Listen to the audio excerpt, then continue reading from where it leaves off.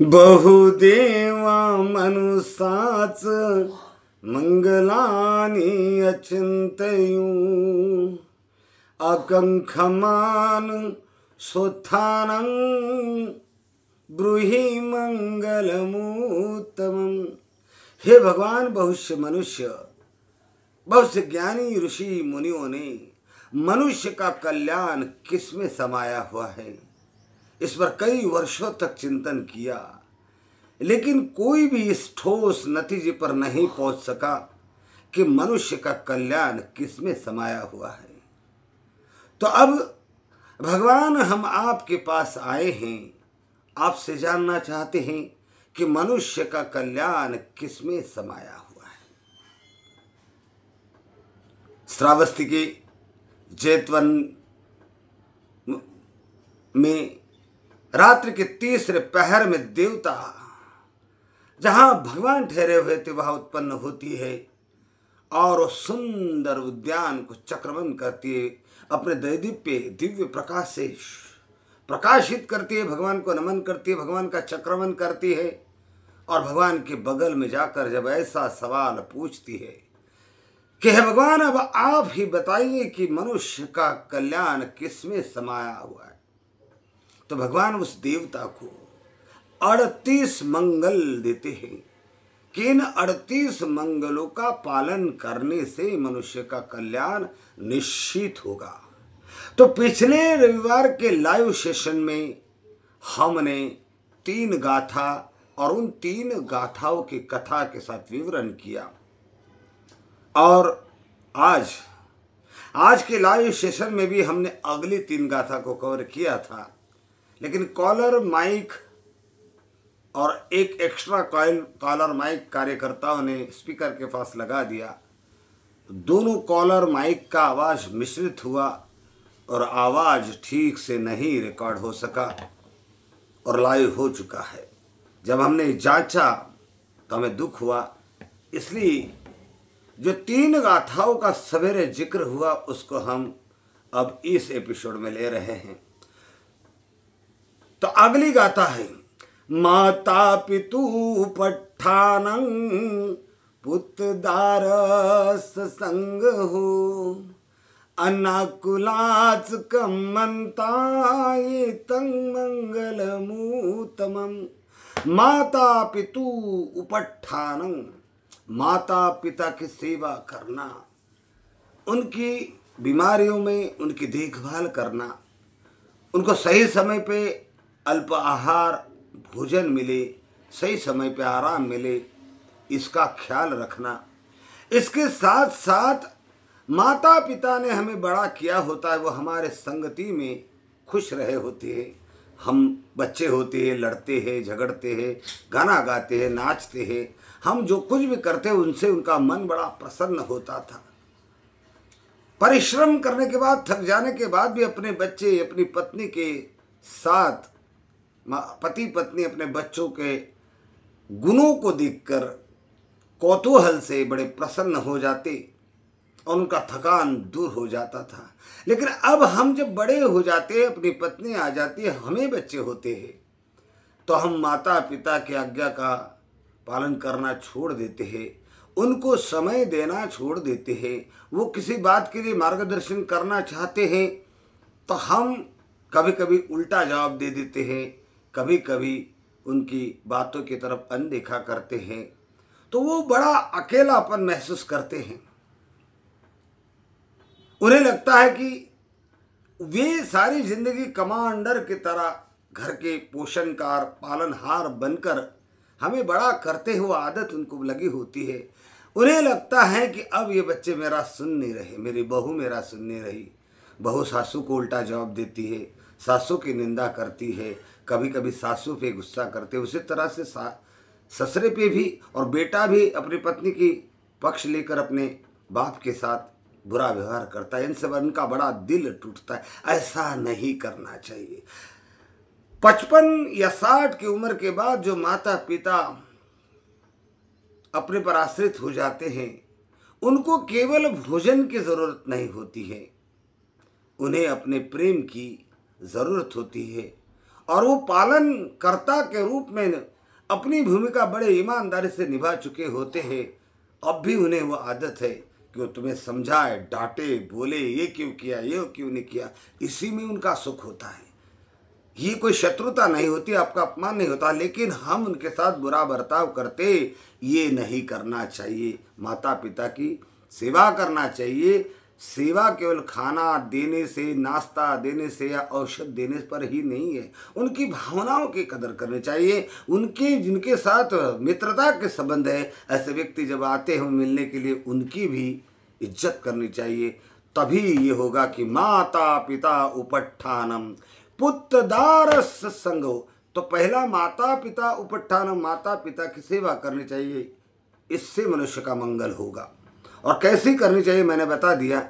अब दूसरा मंगल है पुत्रदारस संग हो। पुत्रदारस संग हो, इसका अर्थ है हमारे जो रिश्तेदार होते हैं, मामा है, चाचा है, चाचा के लड़के, मामा के लड़के हैं, ये जो हमारे रिश्तेदार होते हैं, इनके साथ बड़े ईमानदारी से रिश्ते निभाने चाहिए, आदरपूर्ण रिश्ते निभाने चाहिए। लेन देन अगर करते हैं तो लेन देन विश्वास टिकाए रखने का होना चाहिए, वरना आज 10,000 ले लिए 15 दिन के मोहलत पर और 2-3 महीने निकल गए, जब वो टोकता है तो उसे बुरा भला कहना, उससे रिश्ते तोड़ देना, कड़वा मुंह करना, उसकी निंदा करना, ऐसा नहीं होना चाहिए। रिश्तेदारों में रिश्ते तब टूटते हैं जब रिश्तेदारों की पत्नियां रिश्तेदारी में पड़ने लगती है, हर निर्णय में बाधा बनने लगती है, रोक टोक करने लगती है। इससे उस महिला का भी बदनामी होती है, बैलेंस भी बिगड़ता है, रिश्तेदारी के जो संबंध है वो भी बिगड़ते हैं। तो रिश्तेदारों के साथ अच्छी तरह से संबंध रखना चाहिए, विश्वास प्रेम के संबंध हो, मिलते जुलते रहना चाहिए, दुख सुख में काम आना चाहिए। और केवल रिश्तेदारों के साथ ही नहीं, रिश्तेदार और हम सब समाज में रहते हैं, तो जो लोग हमारे रिश्तेदार नहीं है समाज के, उनके घर भी जाना आना रहना चाहिए, मित्रता के संबंध बनाए रखने चाहिए। तब ये गाथा का दूसरा मंगल नात कानंच संघो पूर्ण होता है। तो दूसरा मंगल था। तीसरा अनवजानी कम्मानी तंग मंगल मुतमम। हमारी खानदान होती है, हमारा जो परिवार होता है, इसकी इज्जत हमारे दादा नाना, हमारे पापा, इन लोगों ने अच्छे बर्ताव से, अच्छे कार्यों से, अच्छे कर्मों से बनाई हुई होती है। हमने ऐसा कोई दूषित कार्य नहीं करना चाहिए जिससे कि लोग हमारे परिवार की तरफ उंगली उठाए और कह दे बाप कैसा था और ये देखो बेटा कैसा निकला, साला ये पूरा परिवार ही बदमाश है।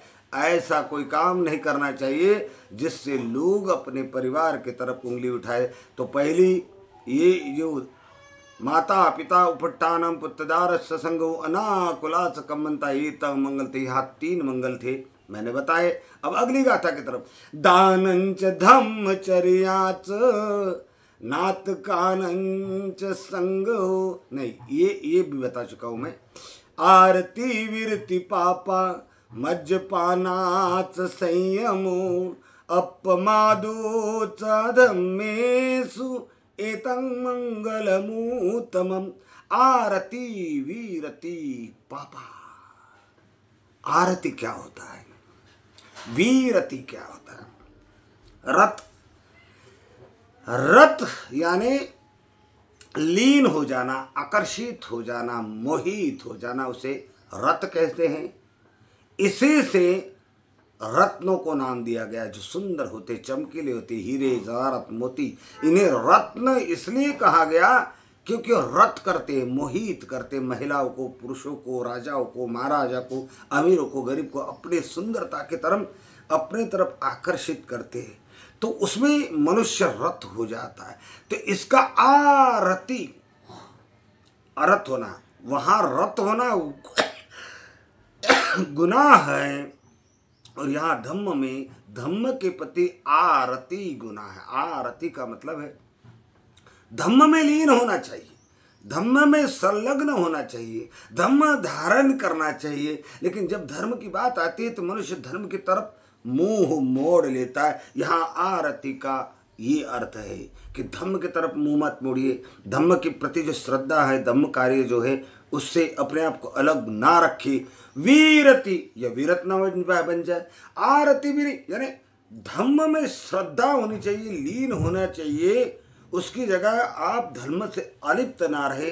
वीरति धम्म से अलिप्त ना रहे। पापा और किसी भी प्रकार का पाप यानी अकुशल कर्म न करे। तो ये पहला मंगल है। मज्जपानाच संयमो यानी मद्यपान नहीं करना चाहिए, दूसरा मंगल है। और तीसरा अपमादोच धम्मेषु ये मंगलमूतमम, धम्म के प्रति प्रमादित ना हो। प्रमाद यानी आलसी। आजकल हर बौद्ध परिवार, अम्बेडकरी परिवार धर्म के प्रति बहुत उदासीन है। उसने धर्म को चौथे पांचवें नंबर पे नहीं डाला, न धर्म को अपने कार्यों की लिस्ट में डाला ही नहीं। कभी मन में आया तो चले गए बुद्ध विहार, और नहीं तो घर में बैठे हैं टीवी और बीवी में खोए हुए। धर्म का ना दान देना, ना भिक्षु को दान देना, ना आमंत्रित करना, या कोई धर्म कार्य कर रहा है तो उसको मदद रूप ना बनना, ऐसी स्थिति है। धर्म श्रवण करने में लोग उत्साह ही नहीं है, धर्म का अध्ययन करने में लोग उत्साह ही नहीं। लोग समन परंपरा की स्थापना के लिए, समन बनने के लिए तैयार नहीं है। महिला शिविर करने को लिए तैयार नहीं है। और जब तक शिविर नहीं करेंगे, अपने आप को निष्कम्म पारमिता यानी कि साल में एक बार 10 दिन के लिए, 20 दिन के लिए, 50 दिन के लिए घर छोड़ दीजिए, संसारी जीवन का त्याग करिए। इस त्याग को निष्कम्म पारमिता, तो भगवान ने कहा कि कम से कम आप साल में 20 दिन संसारी जीवन से अलिप्त हो जाइए, त्याग कर दीजिए, गृह का, रिश्तेदारी का त्याग कर दीजिए और ध्यान में मन लगाकर धम्म चिंतन कीजिए। इससे आपकी निष्कम्म पारमिता पूर्ण होगी। तो धर्म के प्रति लोग उदासीन हैं, धर्म का अध्ययन नहीं करते, सीखना नहीं चाहते, शिविर अटेंड नहीं करते, ये प्रमाद है। तो भगवान कहते हैं अपमादोच धम्मेषु एतं मंगलमुत, धर्म के मामले में उत्साही रहे, आलस न करे। दान देने के मामले में आलस न करे, श्रद्धापूर्ण दान दे। धर्म कार्य में हमसे जितना बन पड़ता है करे, उपस्थित तो रहे ही रहे, धम्म श्रवण जरूर करे। तो यहाँ ये 3 मंगल। और अगली गाथा, गारवोच निवातोच संतुष्टिच कतुन्नता कालीन धम्म समरं एतं मंगलमूतम। यहाँ फिर 3 मंगल है। गारवोच निवातोच, धर्म के कार्य में किसी ने कुछ मदद रूप बना, परिश्रम किया, उसका प्रचार कार्य में साथ दिया, उसके आयोजन में साथ दिया, उपस्थित रहा परिवार के साथ, या धर्म को दान दिया, तो ये प्रशंसा के पात्र कार्य है। इसलिए कहा गया गारवोच निवातोच, ऐसे व्यक्ति का गौरव करना चाहिए। हम जो धर्म कार्य को मदद करते, धर्म कार्य में परिश्रम करते, आयोजन करते और धर्म कार्यक्रम आयोजित कर देते, शिविरों का आयोजन करते, ऐसे व्यक्ति का गौरव नहीं करते। हम कोई नेता आता है या बड़ा कोई लीडर आता है, उसको स्टेज पे बिठाते, या कोई ज़्यादा दान देता है तो उसको स्टेज पे बिठाते, उसको फूल हारों से सम्मानित करते, उसकी प्रशंसा करते। इसीलिए सारा बैलेंस बिगड़ रहा है।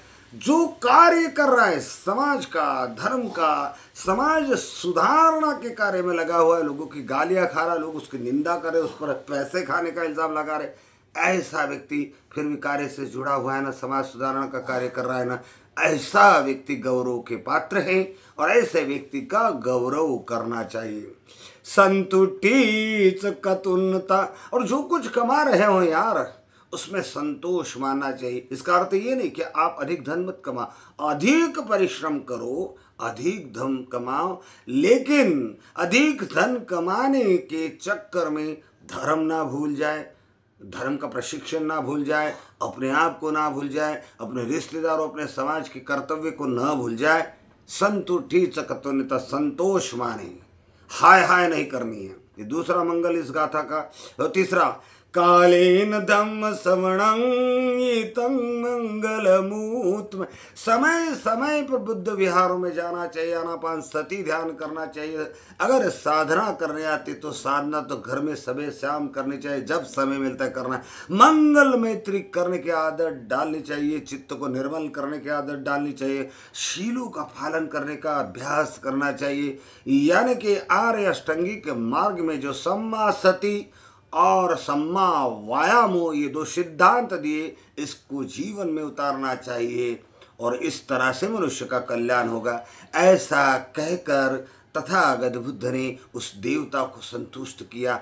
आगे बहुत सी गाथा है, उस गाथा में जो मंगल छुपे हुए हैं अगले रविवार को हम लेंगे। अब तक के लिए मुझे क्षमा करें। आप सभी को नमस्कार है, नमन है आप सभी को, और अपील है कि मेरे चैनल को सब्सक्राइब करें, इस एपिसोड को फॉरवर्ड करें, लाइक करें। लाइक करने के लिए पैसे नहीं लगते। कमेंट में जय भीम नमो बुद्धाय भी लिखो तो चले, लेकिन कमेंट और लाइक पे हमारे यूट्यूब चैनल चलते रहते हैं। और फॉरवर्ड इसलिए करें ताकि ये ज्ञान लोगों तक पहुँचे। ये धर्म कार्य ही है, मोमेंट का कार्य। इतना बैठे बैठे आप आराम से कर सकते हो, तो मुझे कुछ भूल हुई तो क्षमा करें। जय भीम नमो बुद्धाय।